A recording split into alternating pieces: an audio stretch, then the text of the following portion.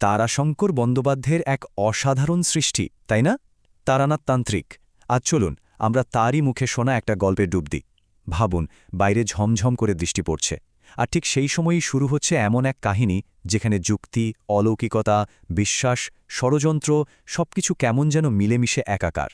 তারানাথের এই কথাটা শুনলেই, তাই না, মনে হয় যেন ওই ভেজা স্যাঁতসেঁতে রাতটা চোখের সামনে ভেসে উঠছে।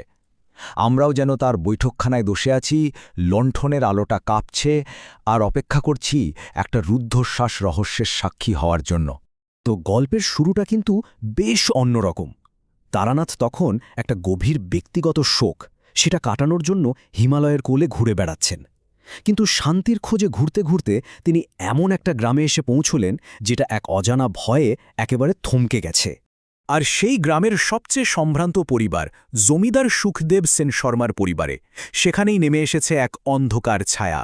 সমস্যাটা কি না, তার ছোট বউ রাত্রিকে ঘিরে ছড়িয়ে পড়েছে এক ভয়ঙ্কর অপবাদ। শুধু পরিবার না, পুরো গ্রামের লোক বিশ্বাস করতে শুরু করেছে যে রাত্রি একজন ডাইনি।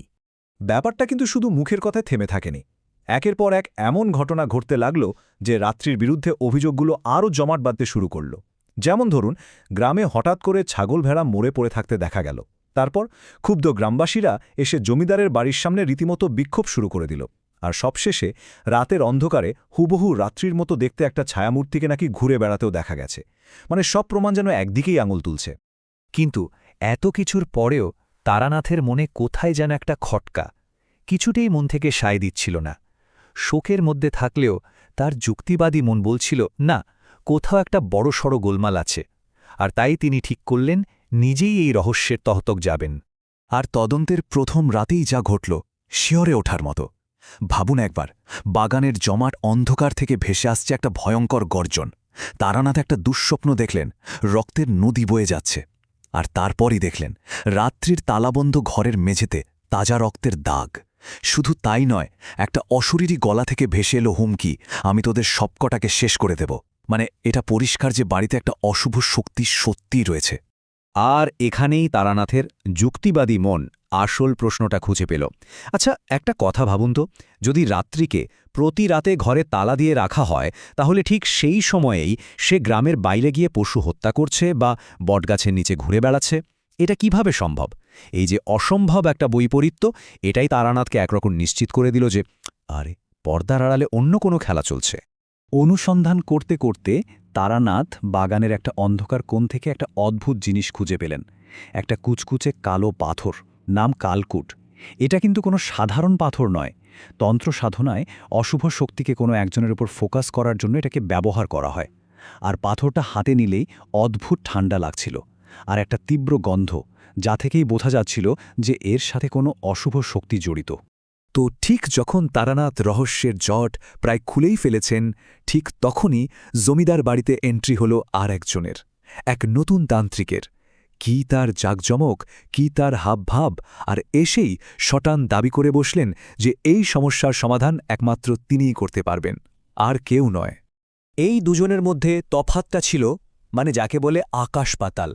একদিকে তারানাথ, যিনি শান্তভাবে যুক্তি দিয়ে সবটা বোঝার চেষ্টা করছেন, আর অন্যদিকে এই নতুন তান্ত্রিক, বিপ্রতান্ত্রিক, তার জমকালো হাবভাব, বড় বড় কথা, আর তাতেই কাজ হল।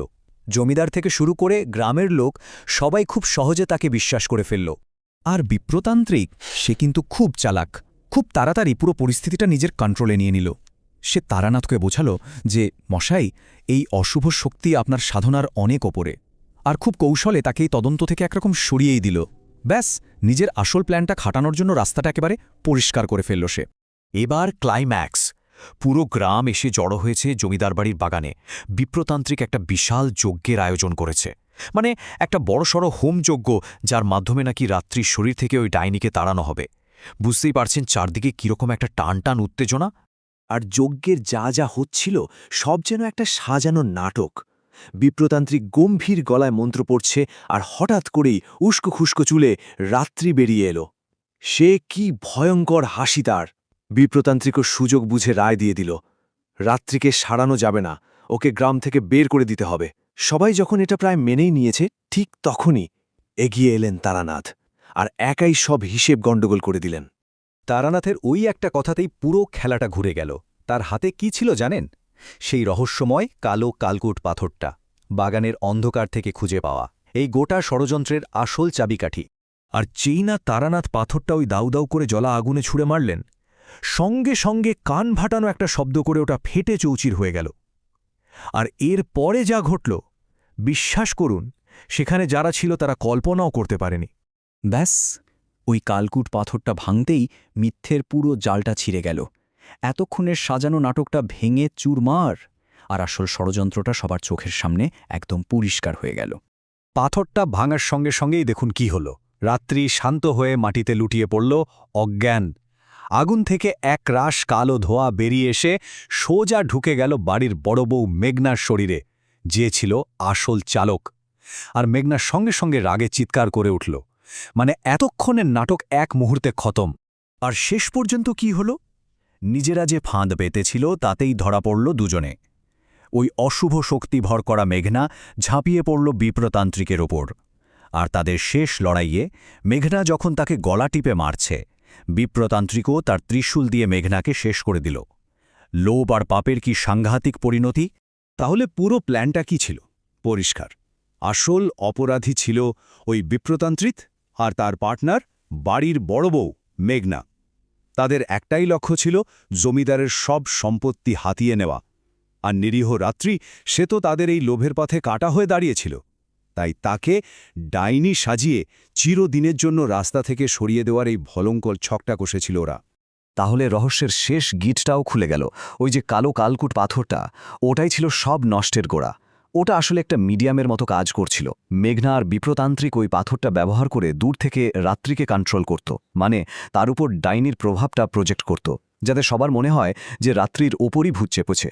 এই গল্পটা কিন্তু শেষে আমাদের জন্য একটা বড় প্রশ্ন রেখে যায়, তাই না? যখন লোভ আর ষড়যন্ত্র ধার্মিকতার মুখোশ পরে আমাদের সামনে আসে, তখন খালি চোখে সত্যি মিথ্যে চেনাটা কি সত্যি খুব সোজা? কুসংস্কারকে অস্ত্র বানিয়ে মানুষের বিশ্বাস নিয়ে খেলা তো খুব সহজ, কিন্তু শেষ পর্যন্ত তারানাথের মতো একটা যুক্তিবাদী মনি পারে সেই অন্ধকারের জালটা ছিঁড়ে আসল আলোটা দেখাতে।